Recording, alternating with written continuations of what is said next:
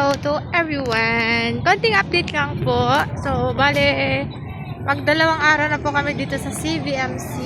Yan. Grabe yung mga pila dito guys. So, galing pa sila sa mga malalayong lugar. Mga 6 AM, mga 3 AM, 4 AM, andyan na sila nag-aantay. Yan, so bibili muna tayo ng ano guys. Nakain kasi ng steak na tayo. Ayan. Ang haba-haba po ng pila dito. Ako'y gutom na guys.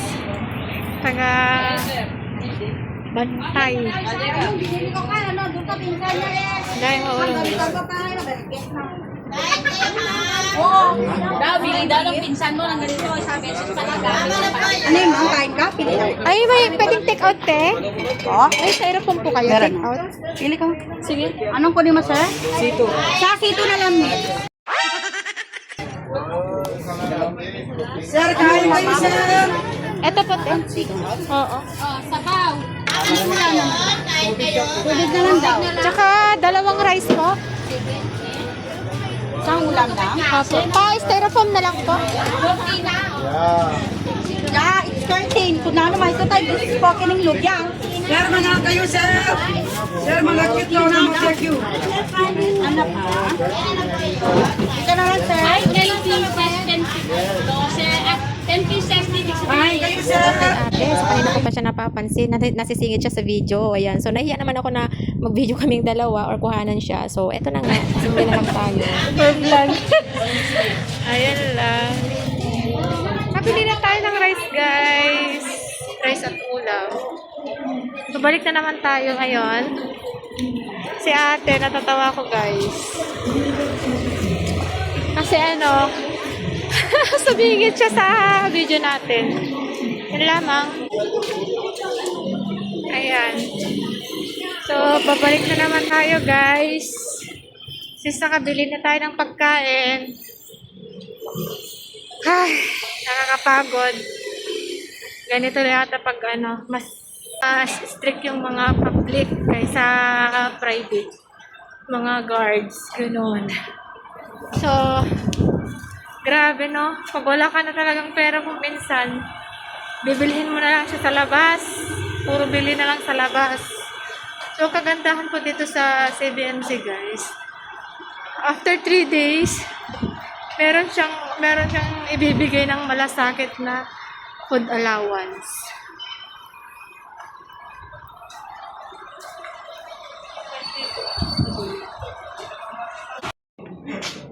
Ano ba?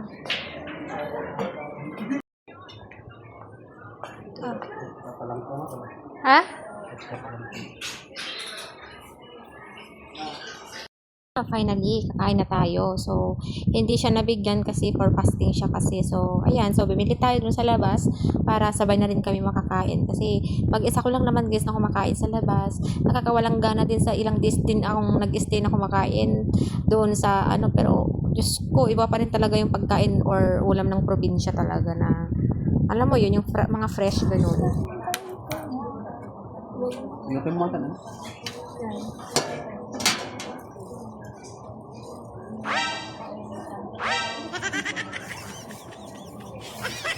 Kahit medyo masungis to at ini-stress ako ng lalaking to, ay nako Diyos ko, kailangan pa rin nating magtiis at kailangan nating asikasuhin kasi wala din naman ibang makakatulong sa inyong mag-asawa kundi kayo lang din naman, di ba guys?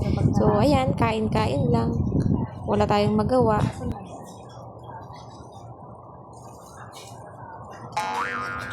Kain po. Wow!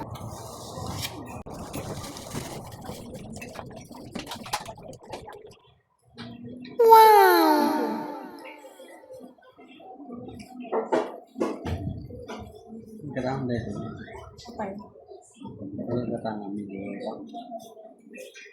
May balaan siya. Yun na yun.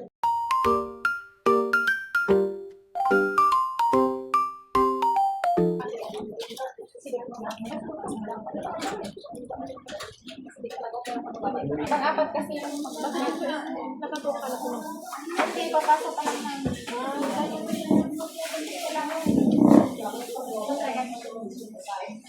Pero kayo ng Tapos valid ID. Dalawa. Tapos yung valid ID sila.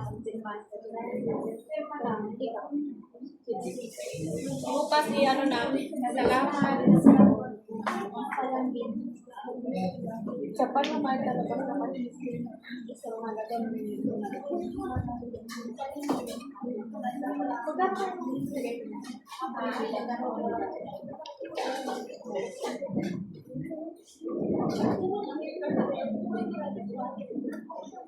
Ikot lang natin konti. Ikot. Grabe ang hospital na to. Zero billing balance ng ang tao, tapos magbibigay pa sila ng food allowance. Ayan. So, update lang ha. Hopefully, matapos na po yung pagtagal ng stent niya. And after that, baka pwede na kami payagan na makauwi. So, dito pa lang po kami sa CDMC. At naka-ready na siya. Pinag-fasting siya guys ng 12 midnight. Hanggang ngayon wala pa. 12, ilang hours na ba?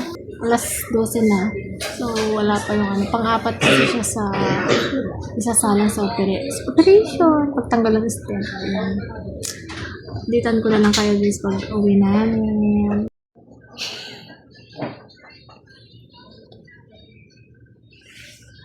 Anong feeling tayo?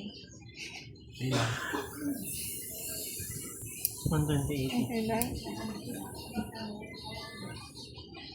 Okay ba yung ngipin mo tayo?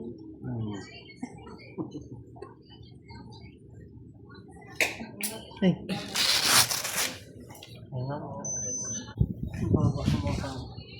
Sakit. Ano tayo? Ay, ako dito pwede damdaman ko pwede. Wala ka lang rin niya tayo.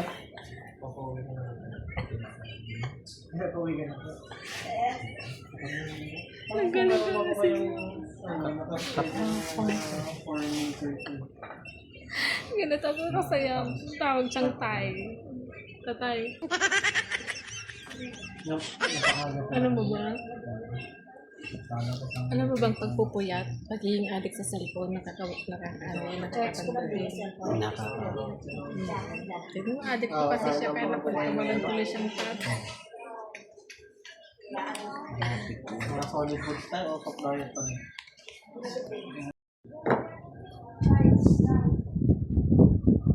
Pwede yung short food ito, bagal na awan. Hindi yan short. So, ito na nga po siya. Siya na yung pang-apat na isasalang doon sa operation or operating room para matanggal na po yung kanyang stent na nilagay nung no-opera po siya doon sa kanyang kidney stone. At ngayon, inaantay na po natin. So, hindi ko akalain na dumaan pa pala sila sa exit at tinawag nga ako na nandun na pala siya sa room, di ba?